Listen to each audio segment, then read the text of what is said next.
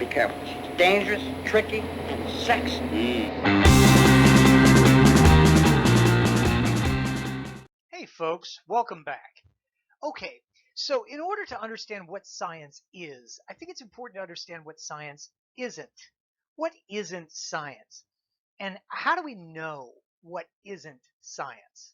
Well, these days, invalid science is very easy to find. In fact, every time you turn on the TV, pretty much there are entire cable channels dedicated to pseudoscience.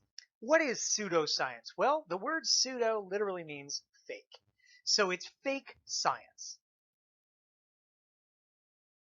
With fake science, the problem is that it is often they're trying to apply scientific elements to legitimize their fake science. And that's really the problem.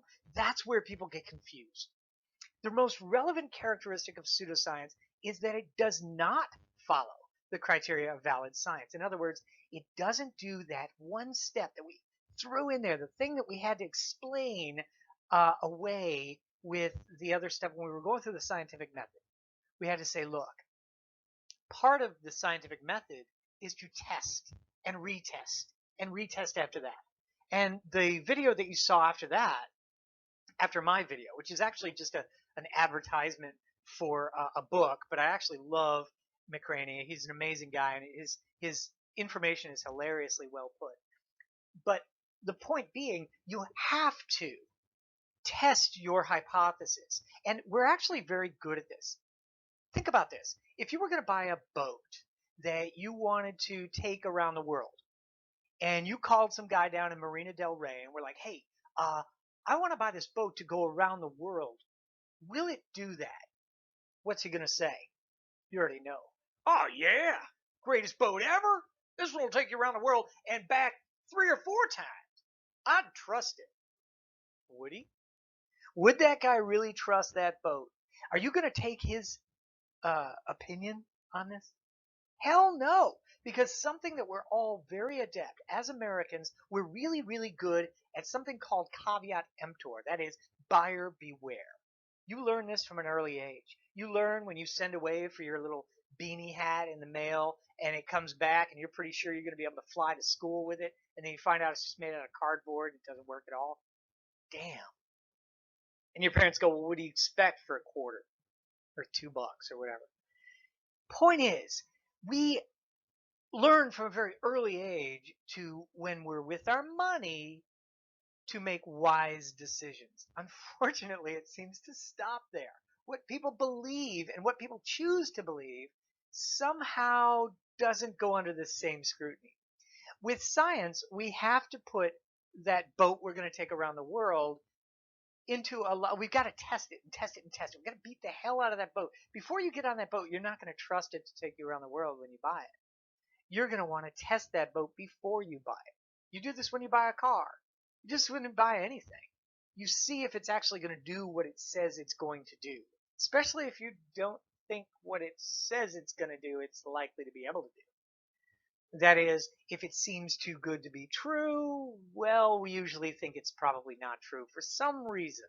This doesn't hold up when we're watching TV or looking at our horoscope or listening to stuff on YouTube that says, oh my God, there's this flying thing, or there's a witch here, or there's a ghost there, or there's some supernatural power, or aliens, or whatever. We never put it through that same criteria that we would do with our money. So let's explore this a little bit. One of the first things that you'll probably hear is about the pyramids. Hey, the pyramids have been a big, exciting thing to talk about for a very long time. And one of the favorite subjects for these pseudoscientific shows that we get stuffed down our throats every day, if you watch TLC, or now, unfortunately, the History Channel has become H, for that matter, because you're not learning anything, you're not seeing nothing. It's ridiculous. Anyway, you'll hear about, okay, why do all the pyramids around the world, and there are pyramids on almost every continent around the world, why do they all look the same? You'll probably hear one of 2 arguments for it. The first one, the obvious one, the one we always hear over and over again, Who made them? I hear it ringing in your head right now. Aliens. Oh, aliens. Spacemen. Why? Why is it always about aliens? I don't know. And we'll talk about that in just a minute, and that jackass with his stupid hair in a minute. But why do they all look the same around the world? First one, aliens. The second one is, okay, where are the oldest pyramids found? Generally speaking, people think the oldest pyramids come out of Egypt, which seems to be true so far. There's some other ones that are contenders, but you get the point. So the idea then becomes the Egyptians went all the way around the world very early on and taught Indonesians and Mexicans and Central Americans and South Americans and Asians up there in China how to build a pyramid. Think about what that means. Think about what that entails. That suggests that those other indigenous populations did not have the wherewithal to build a pyramid. Now, something I do with my class all the time in a face-to-face class is I do this kind of tongue-in-cheek thing, but it really gets everybody excited and understands what I'm talking about. Think about this. If you want to make a monument to your deity or a great person in your society, what do you want to make that monument out of? Do you want to make it out of sticks and twigs and straw? No. Because they'll get burned down or destroyed or they just won't last, right? So what do you make it out of? You make it out of stone. Great. So then what you want to do is pile up rocks. There's only one way to pile up rocks. You got to go wider at the base, narrow at the top. Why? Because gravity, if you flipped any of these pyramids upside down, they'd be pretty much impossible to build. Am I right? Next, if you just have a mound of rocks, well, that's pretty boring. In fact, mounds likely predated pyramids everywhere around the world. We find really, really ancient historic sites of mounds all over the world that predate, generally, the pyramids, including the Egyptian pyramids. So you want to make your big mound, your hill of rock, look cool, look artificial, look like humans built it instead of it's just a big natural mound of rock. What do? You square off the sides. You make it look clean, not natural, on purpose. So you start with the stepped pyramids that you guys see down here, and then eventually you build your way up to smoothing out those in some cultures, like in Egypt. You get the point. The point is, gravity around the world works the same. So nobody's going to build a pyramid differently. Rocks outlive just about every other building material around the world the same way. Nobody's going to build a big monument out of sticks and logs. So, same rules worldwide. Guess what? You get the same stuff because people are people. This asshole. Excuse my language, but I can't stand these people because he undermines what it means to not only be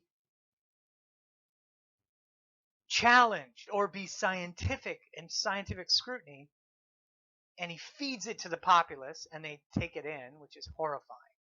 But most importantly, he's a racist. How do I know he's a racist?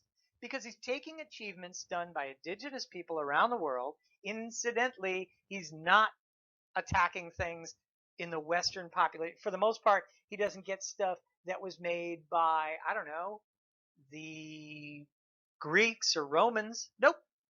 They're going to indigenous populations, usually of people of color around the world, and they take the credit for what they've accomplished as a society, which is monumental, quite literally, and he gives it to the aliens. If you don't see the racist undertones here, it's the same idea as thinking that the Egyptians had to go all around the world to show those funny backward Indonesians, or those hilariously backward Mexicans, or those crazy Northern Europeans, or those totally backward people how to pile up rocks and make it look good. It's the same undertones of racist thinking. And that's what this guy represents. Extraordinary claims require extraordinary evidence. Now we can take this back to what we were talking about with our caveat emptor, our buyer beware idea. If somebody says that a $5 car, you're going to buy a car for $5 from somebody you don't know? Hell no. Because what's that car going to do? What if it's a brand new car? I'll sell it to you for $5.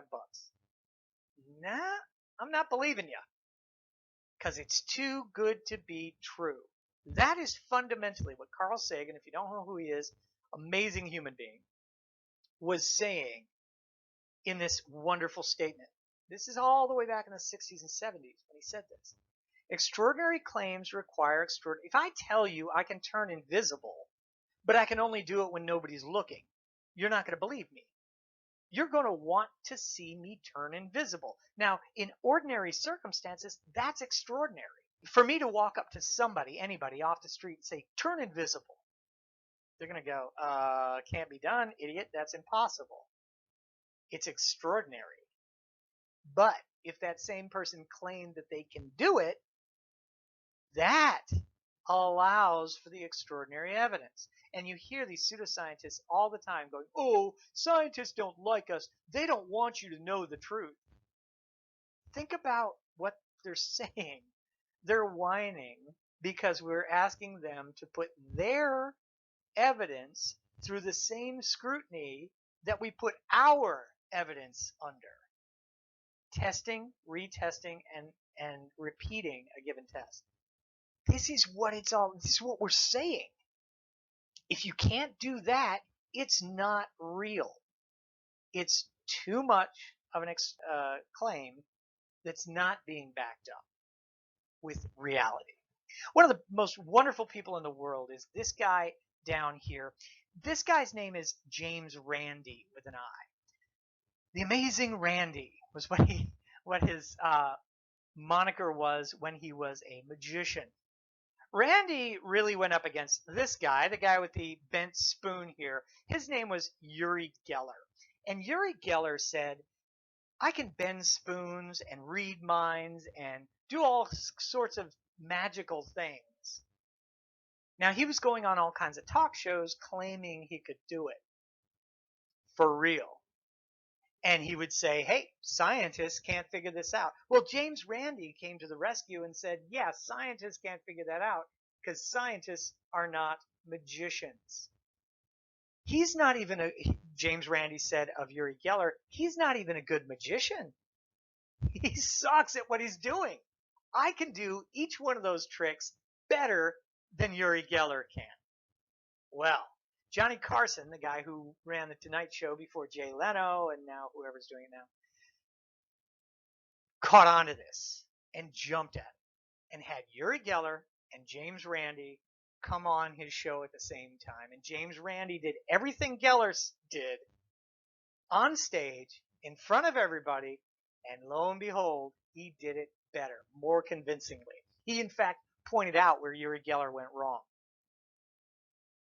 Uri Geller was so mad about this, and he had gotten rich from going around the world showing people these astounding feats, which were just magic tricks, that he sued James Randi. Well, of course, he lost the lawsuit, and went over and over and over and over again till James Randi started to lose money by being dragged into court constantly.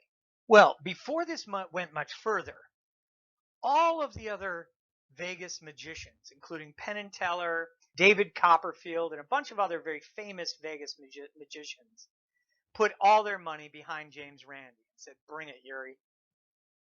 And eventually Uri Geller went away. He couldn't handle the scrutiny of all these guys ganging up, basically. And so Uri Geller disappeared. James Randi then tried to return all that money. They said, no, we don't want it. Do something good with it. So what James Randi did, and this is back in the 1980s, James Randi took all that money and put it into a savings account and said that if anybody can show me, can prove in front of a panel of scientists and magicians, if anybody can prove that they can do anything ESP, telekinesis, anything that is considered extraordinary or beyond the realm of human possibility, he will pay them all the money that's in that bank account. It became known as the $1 Million Challenge, and to this day, it has never been won. Not a single person. One of my favorites. If you look up James Randi on YouTube, watch some of the videos. It's fantastic. One of them, I'll warn you right now, one of them says James Randi gives away the $1 Million prize. Watch that till the end. He doesn't, and it's a joke. But what's one of the funniest ones is what you see over here on your right. This guy came on his show. James Randi briefly had a show on TV inviting people in to do this. This guy shows up. Now, first of all, just look at the way he's dressed. This is cultural appropriation at its best. This is a white guy with a bowl cut hairdo trying to emulate Asian culture, wearing their outfits. He claims he's a super kung fu guy. He's got chi, and he can move things with his mind, or the power of his chi. And one of the things that he wanted to move was a straw across the table. And another one was he could flip pages of a phone book using just his mind. Of course, Uri Geller is a magician, so he knows this guy's blowing on this stuff. It's that obvious. So Uri Geller said, if you don't mind, I'd like to put a little talcum powder around on this table in front because I think that you're blowing on this stuff. And the guy was like, oh, that's preposterous. But you can't use talc because talcum powder is an unnatural ingredient, and which it isn't, by the way. Talc is a natural stone, but whatever. Talcum powder is an unnatural ingredient, and it will block my chi. So James Randi said, what about cornstarch? It's a natural ingredient. It doesn't have anything else in it. He reads the ingredients. The guy finally agrees. And man, bless his heart, this guy stood there for about 5 minutes on national television trying desperately to make these things move again, hoping, hey, maybe it'll work this time. It didn't. Another thing that we see this with is this cultural appropriation, as well as this extraordinary claims thing, is with people who think that they can knock people out with the dim mock, the death touch, and the power of their chi. There's a few of these idiots who are out there. Again, YouTube is full of wonderful videos of these guys getting their asses kicked off by an actual martial arts. It's kind of fun to watch, but careful, you can go down that rabbit hole for a while. Pseudoscience always has extraordinary claims. The claims always lack substance. They don't have anything to them. They practice what we call bias confirmation. That is, if you talk to your best friend about who sucks, you're going to agree. Therefore, you're getting confirmation from a biased observer. In other words, they're already on your side, and you kind of build each other up till you really think this person sucks. People do this all the time. We do it with racial stereotypes. They are rife with bias confirmation. That is, we only pay attention when the thing fits in with our worldview. When it steps out of that, we fail to remember that. Or we remember it as this oddity that is somehow proves that it's so weird. But truth is, it's not. Almost always, pseudoscience is pushing a particular agenda. 90% of the time, that agenda is making money. They ignore contrary data, and the value of those data are always exaggerated. I'll have a ton of examples of the exaggerated data in a minute. Did Mayan priests actually predict the apocalypse? Did anybody who's watching this survive the Mayan Prophecy of 2012? It's only a few years ago. Of course, everybody did. That's the stupidest thing ever. The Mayan Prophecy, for those of you who don't remember, this was 8 years ago. They claimed that the Mayans which they did, they made a stone calendar, and the calendar ended in 2012. Did they predict the apocalypse? First of all, no. Secondly, why would you think that? Let me explain. The Mayan calendar was made out of stone. It was extremely forward thinking in that it lasted over 400 years. That's awesome. But Mayans, just like you do today, believed in a cyclical nature of the world. Let me explain. New Year's Eve. Do you freak out? Did you ever look at the calendar on your wall and go, oh my God, the world's going to end December 31st because my calendar ends December 30th? No, you're not losing your mind. Well, you might lose your mind on New Year's Eve, but you're not losing your mind because you think the world's going to come to an end. What does it mean when your calendar runs out? It means you go out and buy a new calendar. The Mayans felt the same way. They figured, hey, in 400 years, we'll have time to carve another one of these things. Point is, they didn't think the world was going to end. We put that idea in there. We, being Western culture, who, by the way, did invent the idea of an apocalypse in several different areas of Western religions.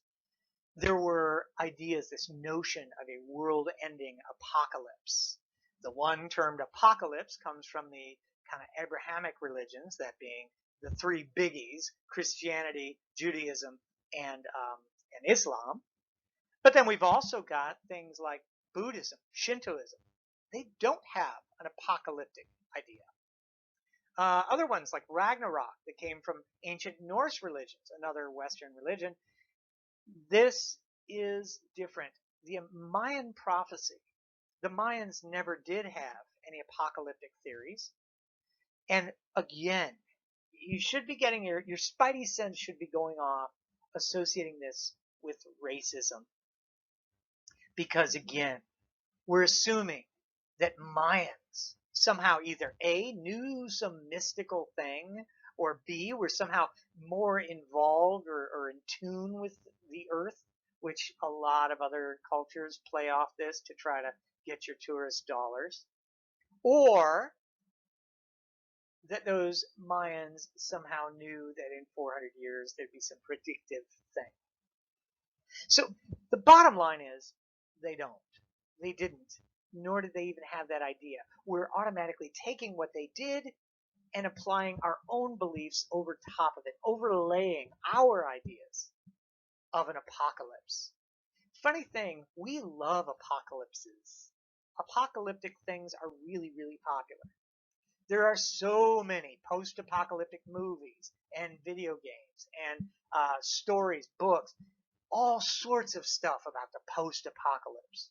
Zombie apocalypse, good Lord.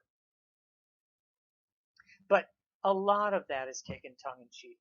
You can go downtown almost any day of the week and find somebody saying that the end is near. We're all going to die.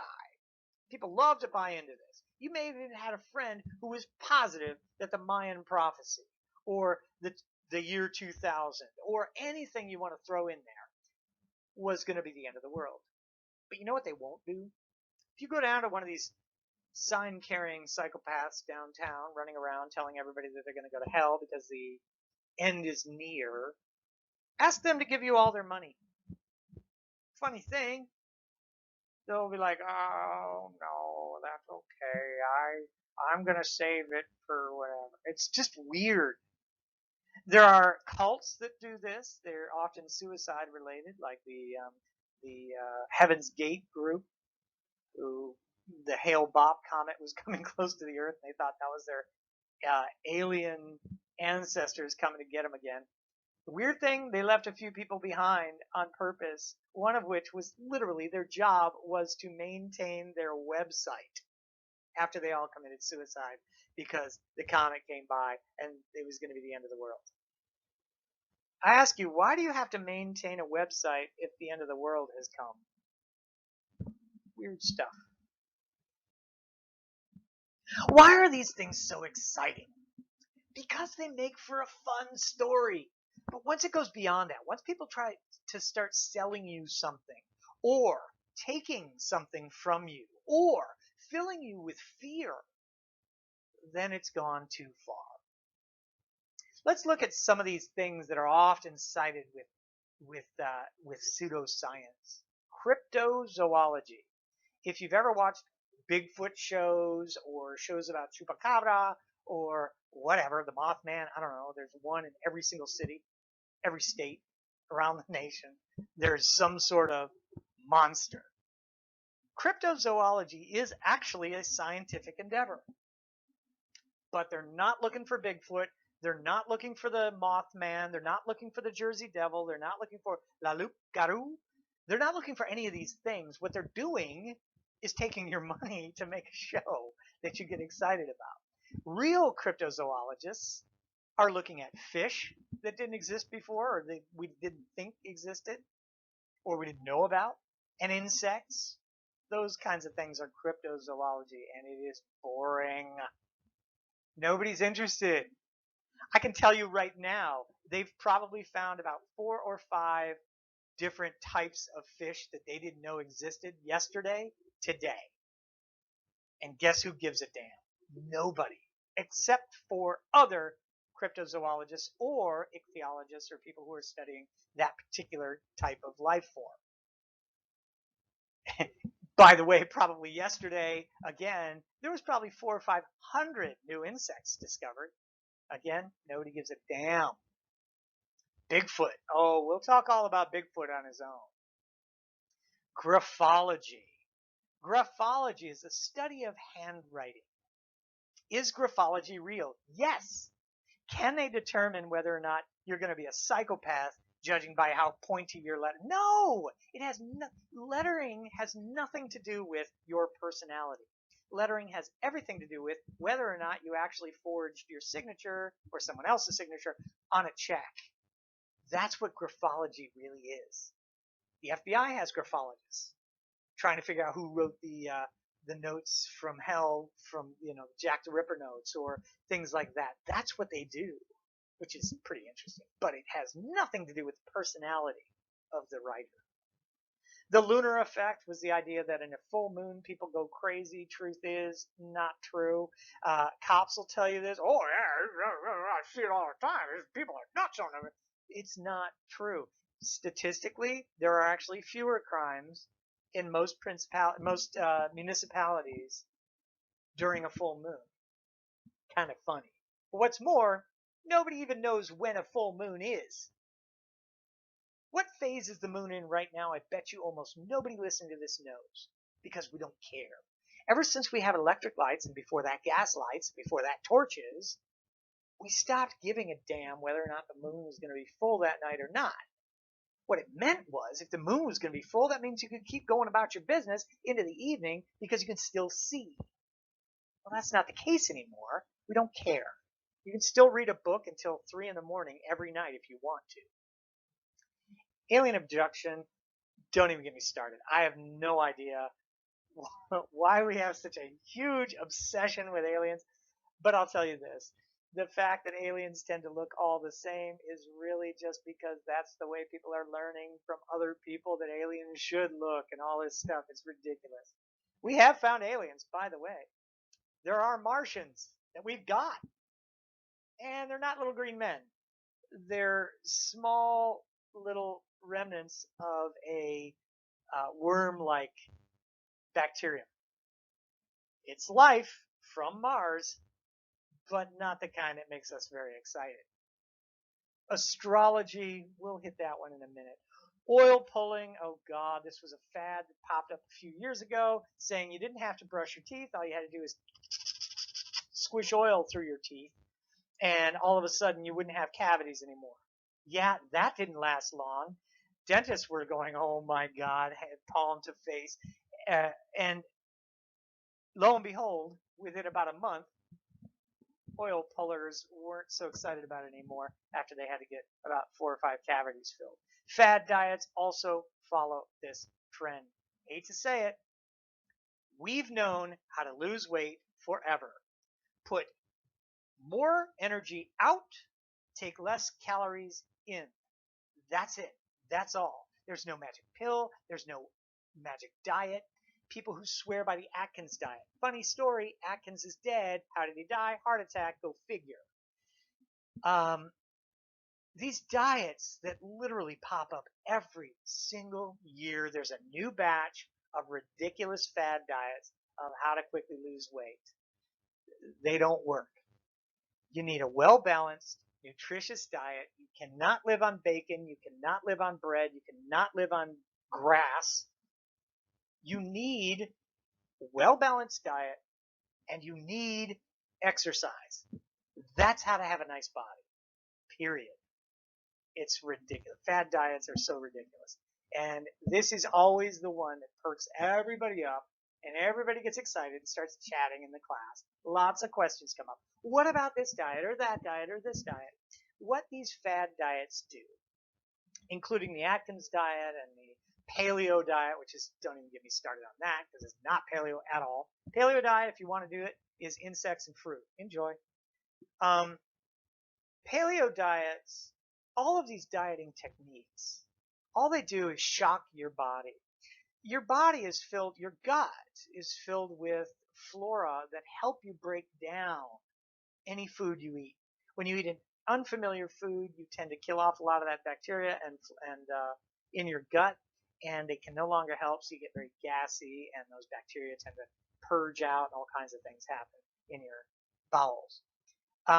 A fad diet is basically not feeding them what they're used to eating. So they are not the right ones to break down certain things. And what happens is your body cannot absorb the nutrition from what you're eating for a while. But as you eat those foods, every time you eat a given type of food, it comes with, believe it or not, covered with these bacteria that like to break that food down. They're attracted to it for that reason. So they start to break down the food in your gut. They start to take up residence in your gut, and they start to help you eat that food. So you go on a no carb diet for a year. Oh my God, I lost 3 pounds in a month. This is great. I lost 5 pounds in 3 months. Oh my God, it's amazing. And then after about a year, not losing any weight anymore. In fact, you start gaining weight because you're eating a malnourished diet. And you're not doing as much as you should be doing to get out, to work out, to burn off those extra calories that your body is now able to absorb again. So fad diets, lo and behold, never work.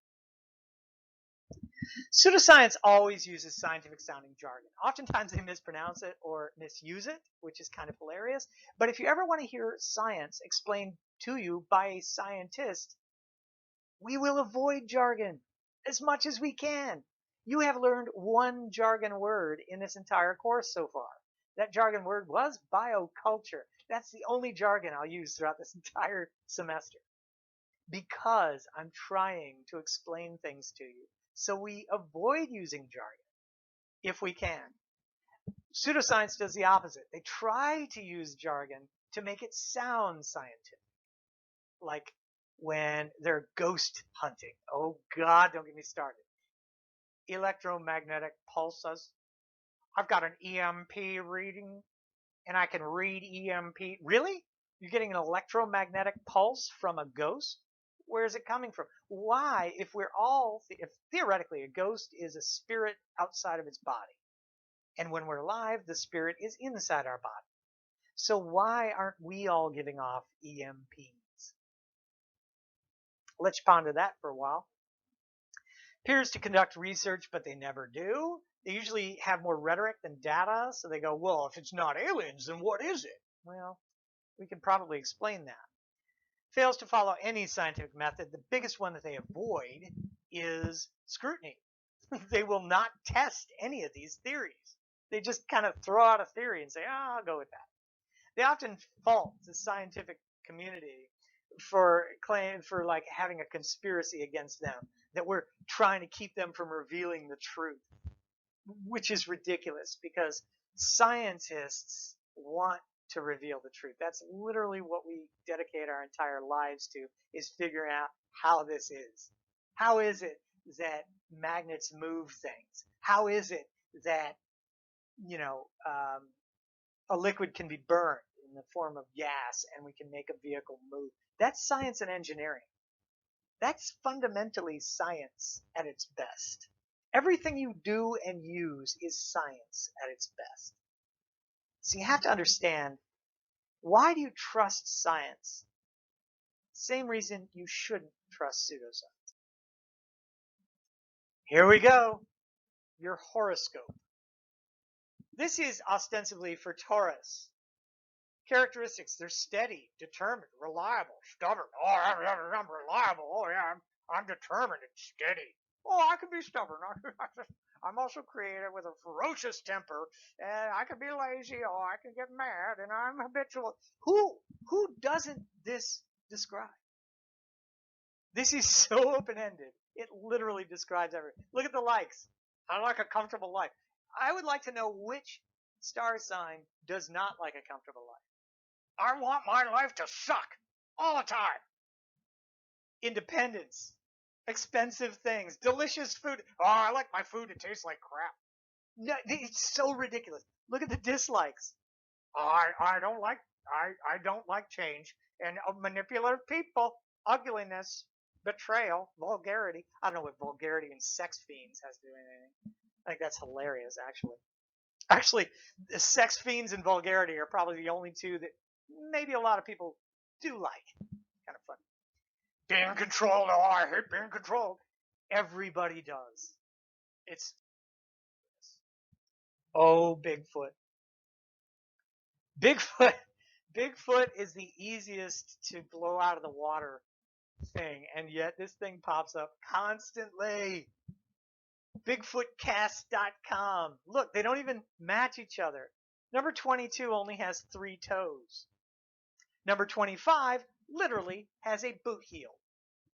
That's a boot with toes on it. And think about how easy it is to fake a footprint. But wait, I've got more. If you're a scientist and you're going out into the jungle to try to find, I don't know, an elusive monkey, what is the first thing they look for? The thing that all of those monkeys will leave behind. They will not bring it with them. They will always do it, and it will tell you the health of that monkey, the DNA of that monkey, and everything that they've been eating and suffering from. Their feces. Does a bear shit in the woods? Yes. Does Bigfoot? Apparently not. Nobody's ever found Bigfoot feces. Nobody's ever found Bigfoot hair. Nobody's ever seen what they eat, which makes sense because they're not pooping anyway, so apparently they don't eat. They don't sleep anywhere because they don't have any dens. They never have babies, which also makes sense because they never die. There's never been just a Bigfoot body, a dead Bigfoot, a Bigfoot bone. Nobody's ever found anything that they can take into a lab and a lab can't say immediately that's bear or deer or human or something. Never has that been done. Crop circles. Some of you guys probably won't remember these anymore. These were big in the 90s. And what happened, primarily over in the UK, there were wheat fields, and they were finding these beautiful patterns in the wheat fields. And of course, who pops out first? Who did it? Oh, it's the UFOs. Ufology. It's just hilarious. They've invented their own science. Ufology, which is the study of UFOs. Okay, terrific. You have at it, kiddo. Ufologists were walking around going, oh, well, see, the wheat has been bent down. It's not standing up. It's been bent over. It hasn't been cut. Been bent in such a way. I believe this was a highly modified interstellar drive, blah, blah, blah, blah. Here's the truth. 2 Scottish guys came forward and said, hey, we did those.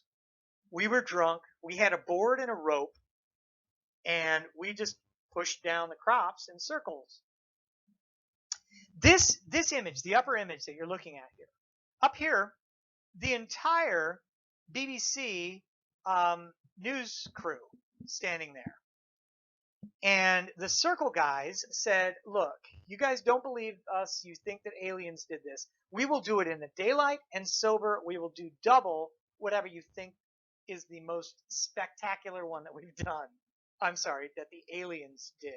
We can do it the same way, and we'll do it quicker, and we'll do it better because it's daylight and we'll be sober.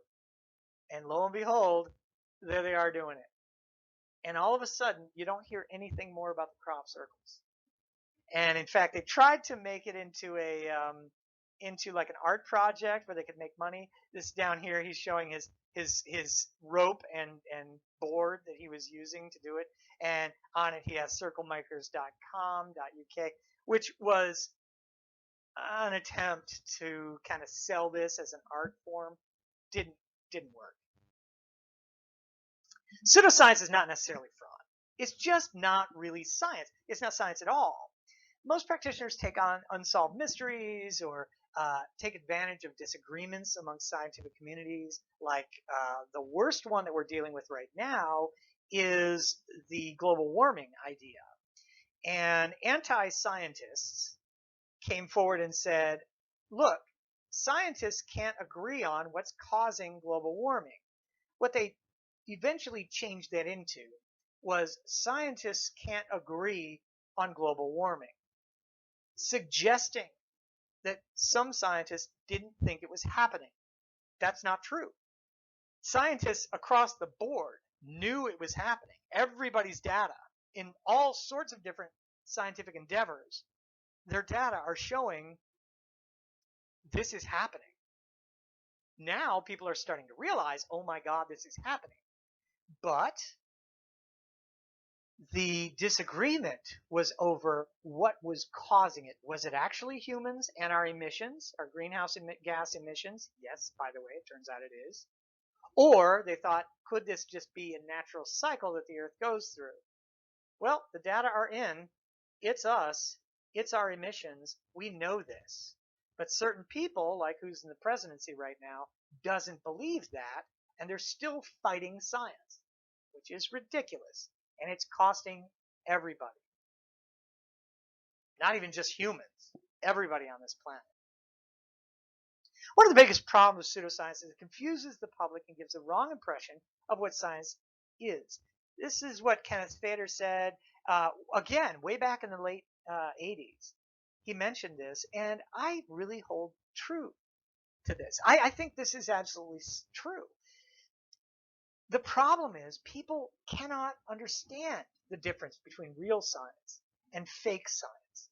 Just like real news and fake news sound familiar, this is what this is. This whole fake news thing was born out of a certain presidency and will probably go away once that presidency is gone. So this fake news idea and this fake science idea kind of go hand in hand.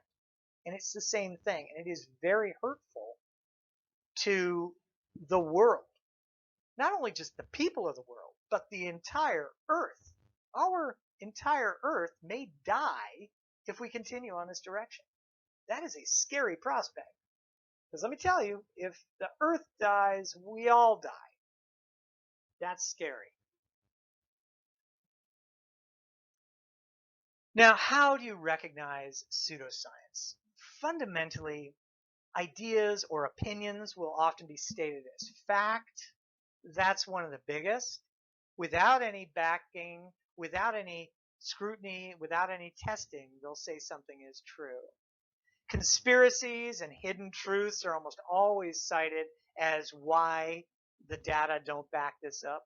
Why don't scientists believe in, I don't know, the fact that there's mole people living under the ground? Oh, because they don't want you to know. Well, that's crazy. And by the way, if you've ever heard, there's a guy named Ben Franklin, one of the founders of our country, who said, the only way for two people to keep a secret is if one of them is dead. Who is the military? Who is the people who are hiding these things? You probably know people in the military. You may know somebody in law enforcement or anywhere in the government. Can they keep a secret? Have you ever been out to eat with your friend who's in any of those job areas? First of all, think about who most of the military is made up of. 20-year-old kids who are gonna talk. You can't keep a secret amongst them. You don't believe me? Try talking to some of your friends and having it not come back around. Try telling somebody a secret and see how quickly it comes around. Try telling, I don't know, 7.5 million people that same secret and see how quickly it gets around. That's our U.S. military.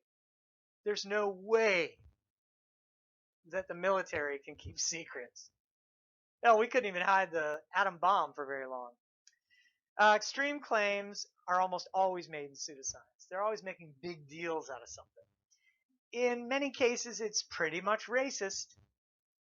Motives are always based on financial gain almost all of the time. You'll see these people trying to sell you a TV show or a movie. A friend of mine was watching this video that he had gotten out of a video store, and he was like, man, they're saying that the 9/11 thing was this big conspiracy, and I'm really kind of scared. And I was like, oh, Jesus. This is my same friend who falls for every single pseudoscientific theory on the planet.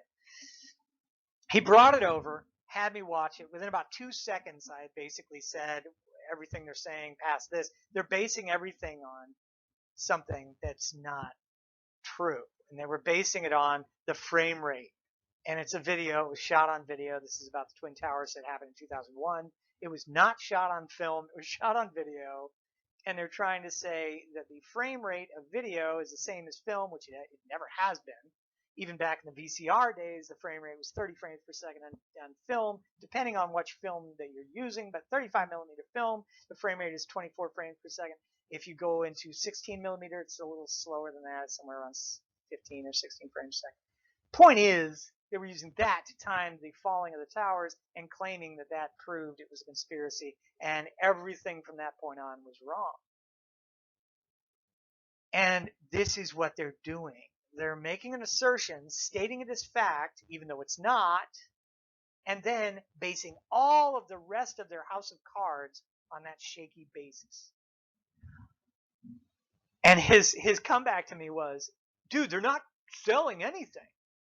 I said, man, you don't think there's money in a video, in a movie? You live in Hollywood, dude. And he was like, oh, yeah, I guess you're right. It's just weird how quickly we come to the aid of these pseudoscientific things, because it sort of backs up what we want to believe. They also often have a non-falsifiable hypothesis. In other words, you cannot test it because it can't be replicated, it can't be done. That's an alien because it's flying all over the place. How do you know? Well, because nothing else can fly that way. Well, yeah, maybe it's not anything flying at all. Maybe it's just something on your camera lens or something like that. It's crazy. But these are the things to look out for. And with this, I hope that you'll not fall for pseudoscience anymore.